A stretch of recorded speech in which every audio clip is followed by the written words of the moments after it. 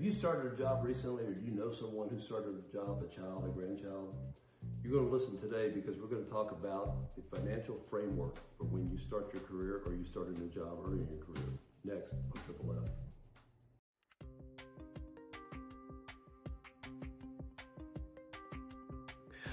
Dun dun dun! We are back with another exciting episode of Triple F. It sounds like World Wrestling Federation or UFC. This is like UFC. Oh, I'm excited, man! I cannot wait for this. Hey, I've been looking for this all week. I have a question for you. Oh, do you already. remember starting your first real job out of college? I'm not talking about flipping burgers. I'm talking about your career. Absolutely, yes. It was with oil tanking. Oil tanking, German company owned by Markert and Bols. Yes. Okay. And do you remember that first day when you walked into that conference room and human resources representative was in there and Lisa was her name. They started whipping through all of the company policies. And she was head great. Was spinning. Your head was spinning. You hadn't received a paycheck yet. Yeah. You didn't know what to do next. Yeah, it was definitely intimidating. One cool thing about this company is that they had a chef. Mm-hmm. This is, mind you, this was on the ship channel, okay, of the Houston port. Okay. And they had this like oasis out down on by the ship channel where they had their docks and they had the ships and the big tanks. It was like a midstream storage. Anyway, they would bring you in and they would show you the chef and the kitchen, and they would be like, "So what do you think about a job?" And I was like, "Oh yeah, I'll take it. Free lunches. You got a chef cooking filet mignon." I mean, it was crazy. I remember the day. I walked back in. Yeah, you can remember that, huh? I remember all that stuff, and man, as your head's spinning, and then they got to show you what room to go into next, and eventually you get to your desk, or now it's probably more of a workstation, but you get into that, and you say, "Oh, now what do I do?" The desk is completely clean. There's no papers, anything. So what happens when you get into this situation as a young person right out of school, or if it's, nowadays people change jobs every 2 or 3 years, a lot of them, and so maybe your second or third job, but this is primarily going to be today for younger folks that are starting those jobs. But if you're a parent and you have a child that's about to start this, it's great information for you to pass along to them and to sound like an expert when you do. Forward them the video if you want. And if you're a grandparent and you have grandkids about to go into the workplace, this will be great for you also to listen to this and to pass this information along. But the actions we're going to be talking about today is really how to build a good, solid job financial framework for your life. And so when you start that job, of course, the very first thing is competency of the job. And so no matter what I talk about today, you've got to be competent at your job. If you're going to advance, if you're going to be successful, you've got to work hard. You've got to do extra. Remember, this is the very first job, so you're probably starting at the bottom rung of the company. Ankle biter. And so you have to be competent. You have to work hard. That's number one priority, because that will set the stage for everything we're going to talk about today. Yep.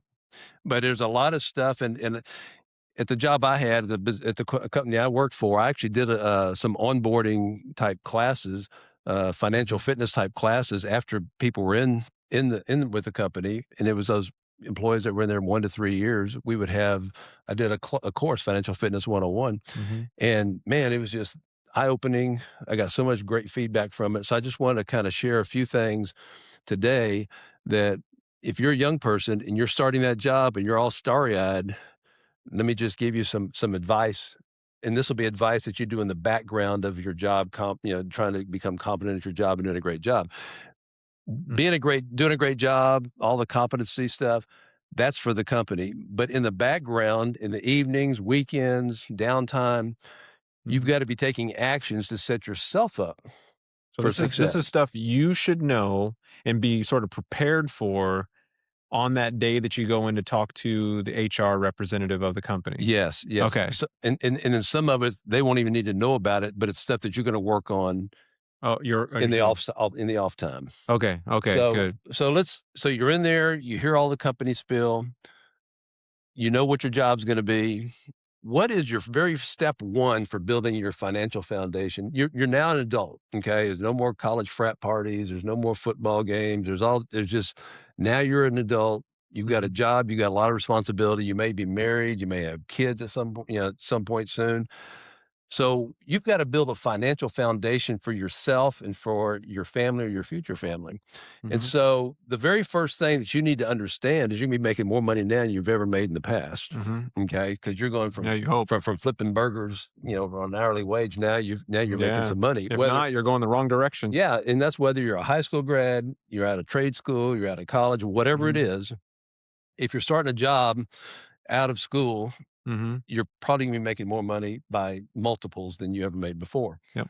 And so you don't want to waste these years. We've talked about in past podcasts the compounding effect if you start young. Mhm. And so one of the first things you know is what is your real take home pay? Because they may tell you you're going to make $30,000 a year or $60,000 a year, $80,000 a year, but what is your take home pay going to be? And Yeah, because they don't tell you that. They don't tell you just tell that. you your gross. And I talk to people now that have been working for 25 years and they know what hits their checking account, but they can't tell you what their annual salary is and how much is being Yeah. taken out for stuff. Because this is difficult to calculate that. It is. I mean, And it's it tough to always get an happens exact around number. tax time for some reason. But Yeah. not all your salary hits your bank account. You have to Mm-mm. understand there's taxes, and that'll probably be 10 to 15% of your pay withheld Mhm. for taxes that you won't see.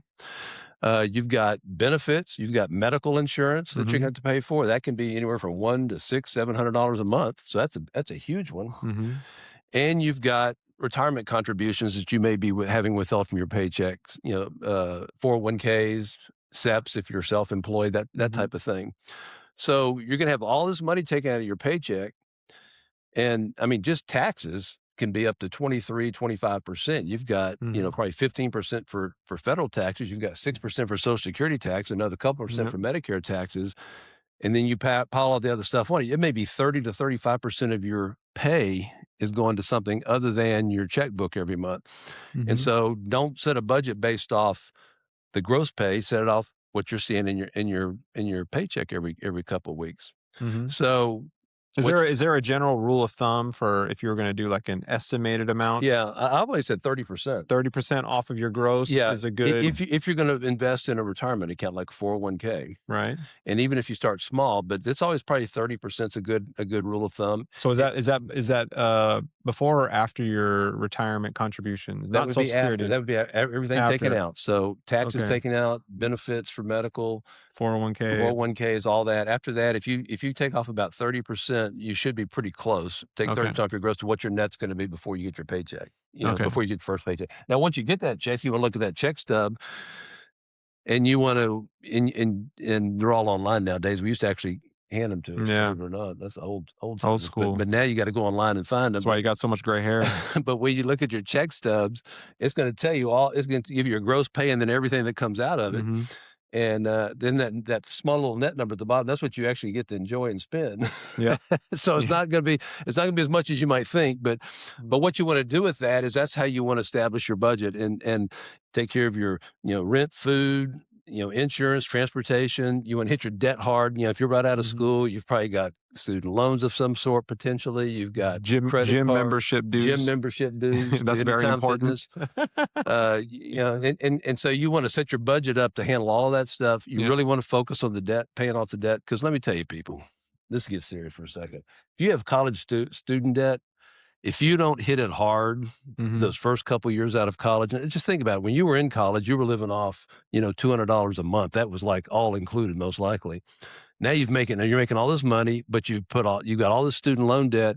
If you don't hit it hard, Mm. I mean, hit it really hard the first 3 to 5 years out of school, you're going to be living with this in your 40s and 50s. I know Yeah. people now in their 50s that still have Yep. big college loan It's debt. so enticing to just It is. pay that little amount every month and then you just be on that for the rest of, like for half of your career paying that Yeah. off. I mean, the way student loans are set up is you talk to the lender, which is either the federal government or a bank, Mhm. and they set the payment up around what you can Which you afford. can afford. And many times that doesn't cover the interest on the loan. Yeah. And so your balance just never keeps get out. growing. I mean, college loans, I've always said are set up to be with you for life. I mean, you'll have them for life unless you hit them hard, unless Mhm. you just go crazy nuts and really just put big payments behind them and hit them hard. And Mhm. credit cards too. I saw a study one time that if you have a $10,000 credit card balance and you pay the minimum payment every month, Oof, it'll take 30 years to pay that thing off man. because the minimum balance goes down every month a little bit. as you're paying it down, the balance, but it's because they want you to be on the hook because Oh, you're paying yeah. them 18, 25, 30% interest. It's crazy. And so debts aren't made to be paid off quickly. You have to really slam it yourself with big payments, big bonuses you may get at your job, or if you're on, if you're a realtor, big checks you get if you close things out, but you got to pay them off quickly. And one thing that I just had someone at one of our clubs yesterday come up to me and said, "Hey, Tyron, can I ask you a personal question?" And I came up to him after I was done with my client, and he asked me, he said, "Hey, I've made some bad financial choices, and you look like someone who's financially in a good place and stuff. Do you know any like tricks or things that I can do in the stock market to try to, get out of debt and stuff?" And so there is this perception out there that there are some sort of quick fixes, like there's some sort of magic thing that successful people have, like they just do. Yeah. They do one thing and then all of a sudden they're successful, and they're financially sound, right? And it's just not that way. And so you there is no magic. You can't just put money into the stock market and then the next day you're making so much money that you're now able to pay off your debt. It doesn't work that way. The only quick fix is if you're that one out of 330 million people that win the lottery. Yeah.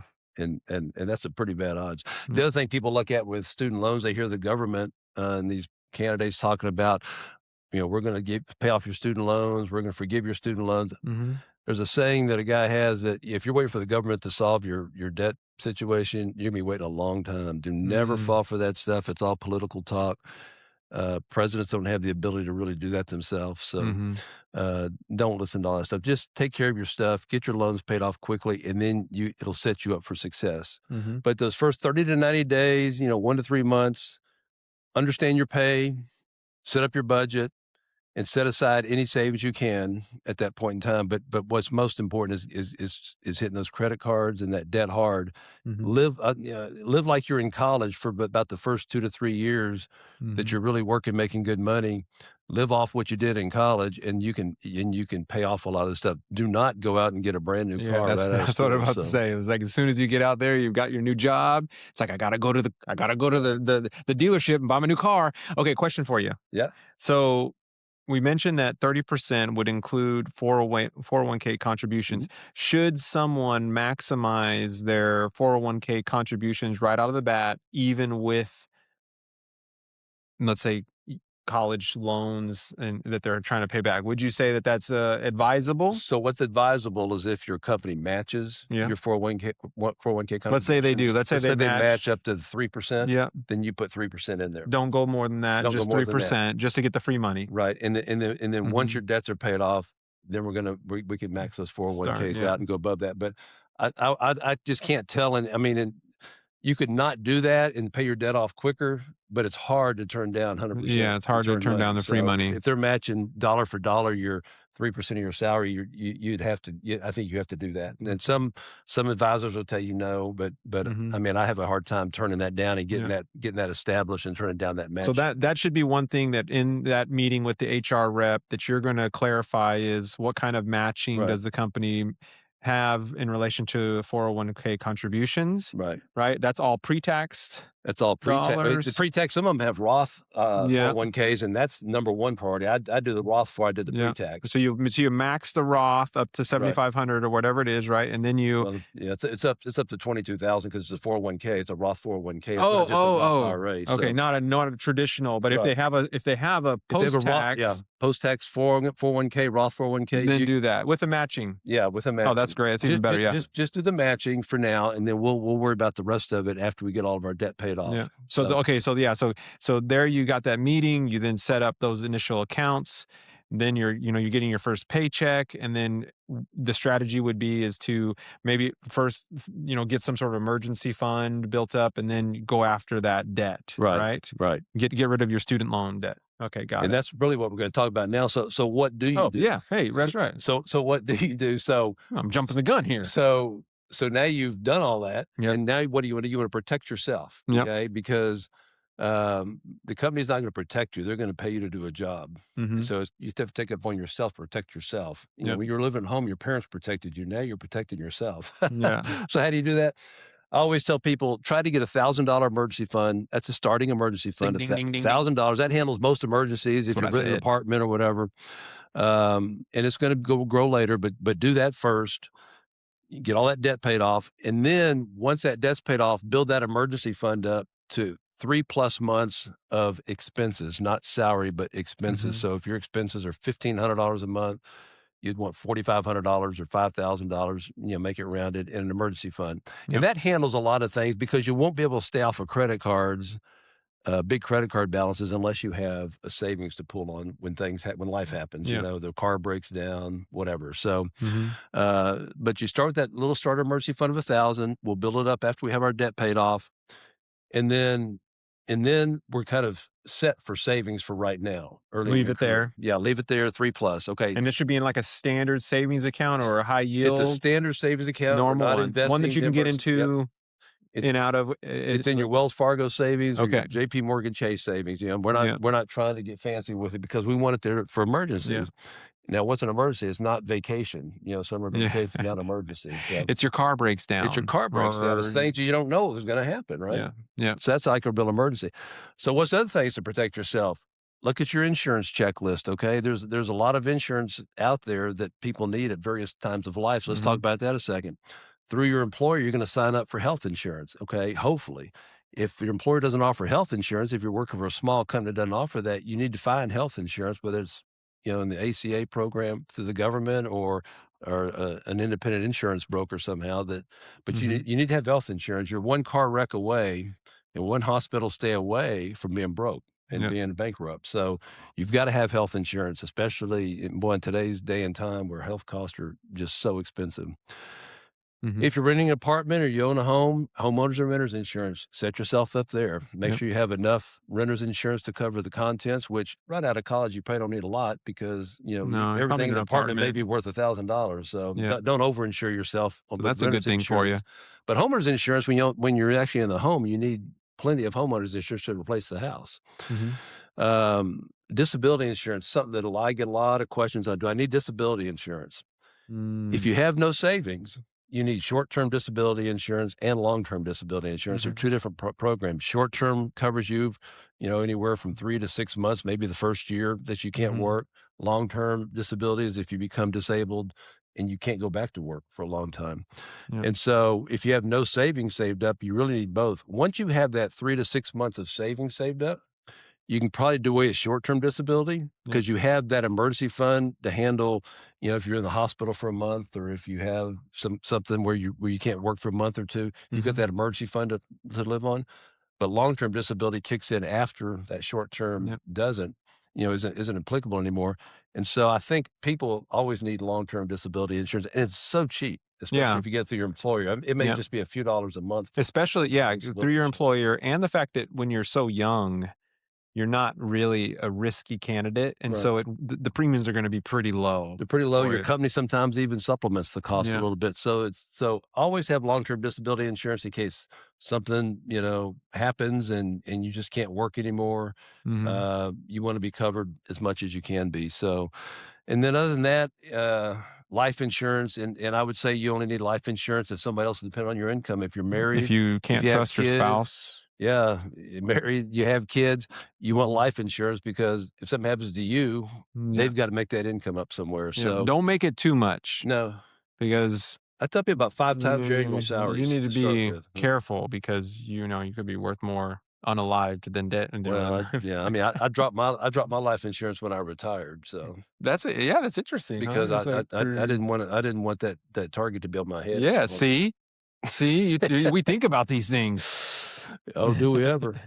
So we talked a little bit about 401k, capture that free money. If your company offers it, you want to hit that match. It's an immediate 100% return. And if they don't match and you're out of debt, because some companies don't match anymore, they only match 1%, and you're out of debt, go ahead and set it up, contribute as much as you can. A lot of times people will start at 2%, and then with every raise each year, they'll raise it 1% or 2%, and that way, every time I always did it. Every time I got a raise, I put a little bit more in my 401k, and I did a little bit more until I was kind of maxed out there. There are maximums, right around $22,000 or something like that. So you can only put so much in there, but definitely the match. Okay. So Free money. yep, free money. So that leads us kind of to what's left here, and I call it the wealth order of operations. Ooh, order of operations. Here it goes. that This is sounds math. that sounds almost like Everybody's that, going to fall asleep now. that sounds almost like that net worth statement, doesn't it? Yeah.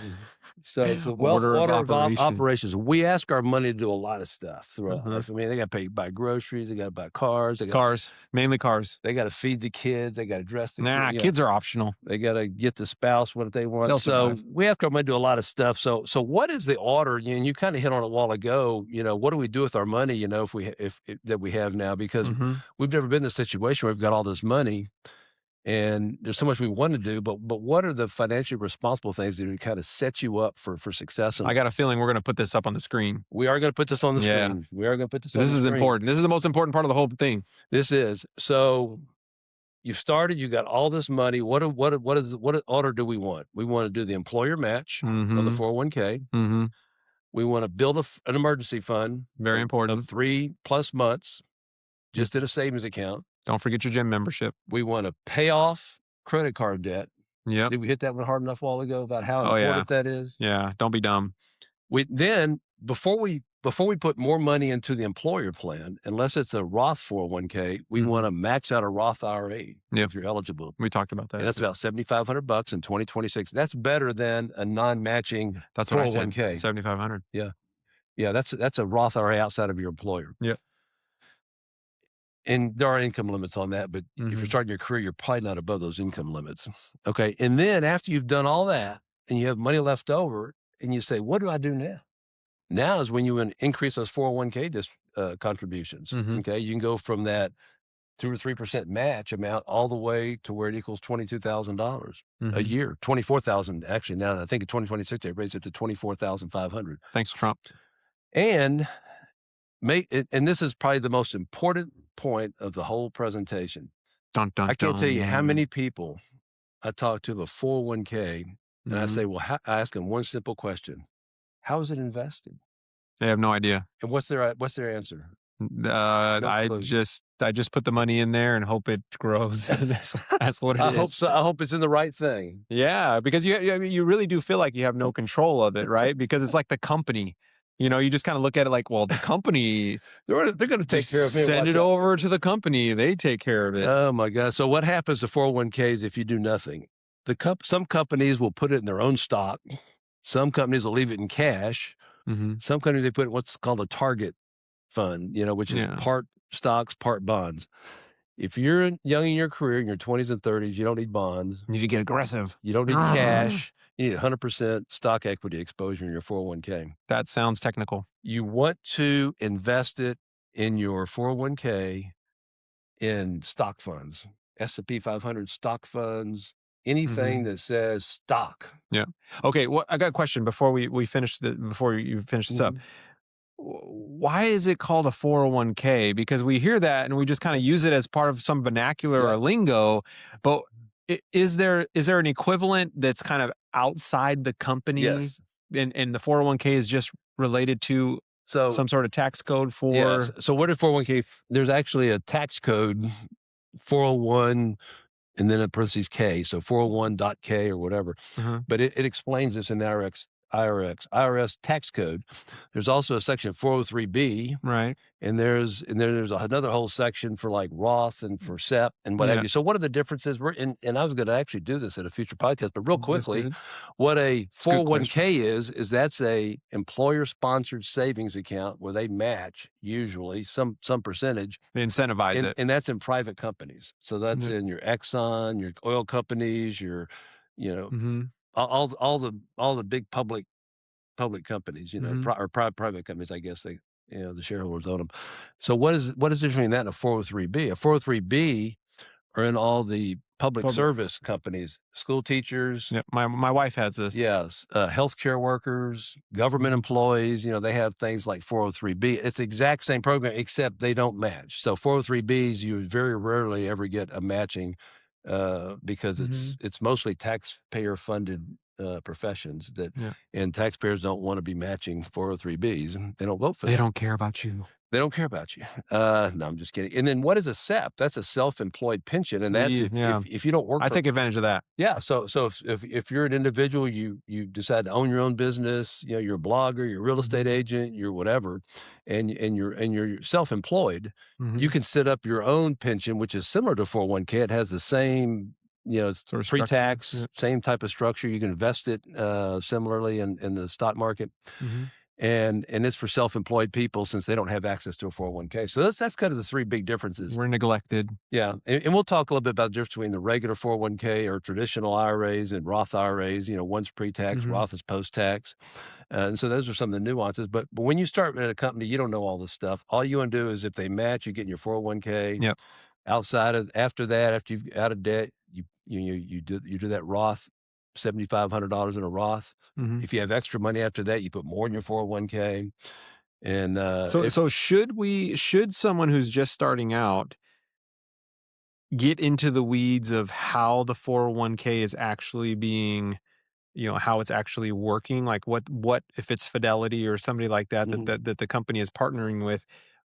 Should they get into the weeds of how that's actually being distributed into the stock market? Yeah. I mean, you want to know, you want to understand where it's at, and usually you can get that from the name of the fund. If it's an Mhm. S&P 500 fund, it's tracking the S&P 500. It's Mhm. investing in the 500 biggest companies, in the Mhm. U.S. But yeah, this is all going to be education. So you're going to just Mhm. start out making sure it's in a stock fund and it's not sitting in some bond fund or in a cash account someplace. I've talked to people after 20 years of working, and their 401ks just haven't done much. And I said, well, let's go look at it. Yeah, You why guys not? invested. We look at it. It's all been sitting in a little Like, bond account. what? Bonds? Yeah, make This it has been a growth market. What Make are they it doing 3% a there? year. Yep. Yeah. We just came off the stock market. We've had the last 3 years prior to this year. We've had 15, 16% plus years in all 3 years. And so if you were sitting in all that, if you were sitting in a 3% cash account, you did not take advantage of that. You would have doubled your 401k. So it's important to know what it's invested in, and understand it. Make sure if you're 20s and 30s, you're pretty much 100% in stocks. And just be aware. It's all about being aware, because this is your income. I always tell people, you work hard for your income, work just as hard at spending it, and work hard at saving it. Because you want something at the end of a career. If you ignore this kind of stuff, you can be 15 years down. Your best earning years and best compounding years are behind you. Yep. And you could be behind. And you Man. may not be able to retire. I really wish I had seen this when I started with oil tanking those many years Yeah. ago. Yeah. Because it never really ever was anything that I really consciously ever thought about. I only cared, and I'm sure a lot of you can relate to this, is I really only cared about how much should I actually take home, Right. right? How much is available for me to, and everything. And I always had this sort of emotional reaction to anything that sort of took money away from it actually coming to me. And I would place that negative emotion on the taxes or on Social Security or on any kind of contributions or whatever. I'd be like, yeah, I understand I should be doing it. But emotionally, I'm like, I want to get all the money I can so that I can have it and I can have control of it and I can, do what I want to do whatever fun stuff I want to do. That's kind of how, as a less mature person, Right. we emotionally are attached to that money and we don't like it when it's going somewhere else and we can't actually control it. If you follow this order of operations, this wealth order of operations, and you really set up a nice foundation for yourself, you're going to be well off 15, 20 years from now. Man, I hope you're wise. But number one, the biggest thing is take care of your job, because unemployment's the biggest drain of it's a safety killer. out there. You don't- Getting laid off. you don't Man. want 6 months of unemployment. So you really want to take care of that job. Make sure you're doing the best you can do. Yep. Become irreplaceable, man. Just work Work so hard. hard and do the stuff it takes that they can't do without you, and really take care of your job, because Mhm. if you get laid off for 6 months, all this stuff we're talking about, savings, it'll just get eaten up in credit Yep. cards. Put you I've seen behind. people Put live you on credit behind. cards. So we don't want to do that. So, invest simply. We're not investing in options. We're not investing in crypto. We're putting in good, solid U.S. stock funds. Consistency. Bitcoin's getting crushed. Consistency always beats complexity. That's a good one. Consistency Good always beats one-liner. complexity. And then we did the net worth one last week. I think the net worth presentation. Track that net worth annually and just watch these balances grow. All the stuff we're talking about here, except for the debt stuff, which is the liability side, it's all on the asset side. You're going to grow those assets, that 401k, your emergency fund, your savings, all that. So Yeah, and here is a personal guarantee for you. If you follow this for the next 50 years and you don't make a ton of money, we'll give you all the money back. I will, man. Yep. I will. I'll come back. 50 years. I'll be 115. I'll pay you back everything you lost that you didn't get in the stock market. This is a guarantee. 50 years. But that's it, man. That's it, Tyron. So yeah, I mean, if we'd have learned all this back when we Oh, started, my we wouldn't have to goodness. podcast for a living, would we? And I'm telling you, we need to start making some money off of this, because this is, I mean, the amount of effort we put into this for those 10 to 15 views. This is free advice, and the only currency that we ask is that subscribe and like button. Yeah, comment. Like, tell us That's all. that Just you're listening to us. tell us that that there was a fly on the side of my head or something. Just let Yeah. us know, man. And We're- let us know if we should dye our hair. yeah. Oh man. If we get 100 subscribers after this one video, we should agree to dye our hair. But I always have people tell me I look good with gray hair. You That- do, that I would look terrible. we need if I to dyed it, if I dyed it. incentivize. So But okay, we got to be a little more specific. We will dye our hair the color that it used to be. What did you used to be? if I remember, the part it was brown. Was it brown? Yeah, it was brown. You know, I have a client, and he's bald right now, and he told me that he used to have red hair. It blew my mind. I could not believe it, because I just couldn't see him with any hair, and let alone red hair. I just couldn't believe it. So yeah, no, it was brown, and it was a lot thicker than this back then. But all those years of working in stock markets and all that, working about all this financial stuff, man, that's gray, and I'm losing it. So Yeah. Well, if you're watching this and we can get up to 100 subscribers, let's say before next week, that would be a tall task. I have an idea, man. And What? This is one I've just decided on. If we get to 100 subscribers, to get to that next level, I'm going to invite Taylor Swift and Travis Kelce on the podcast to discuss wedding Wow. plans. Wow. You think that'll get us up to 1,000 subscribers after that? Shoot, we would be If we- 10,000. if we have Taylor and Travis on, you think that- easy? you think that would- I bet we'd go you think over 10,000? 100,000. I bet over 100,000. I want them to come on and like talk about wedding plans and budgets for weddings and stuff like that. Are they doing a budget for their wedding plans and stuff like that? What do you think? Yeah, are you going to run the budget? Yeah, I mean, I'll help them with it. If they need some help, we can go down. I would recommend you. Okay. I would recommend you. I don't know about a wedding. So though. Taylor and Travis, if you're out there, expect a call from me once we get to 100 subscribers. Okay. And for that, we're done. Good job, buddy. All right. Good I job to learned you. a lot. I Yep. hope you learned a lot. I hope so. Let us know in the comments. Okay. Subscribe, like, Bye. share with your friends. Bye-bye.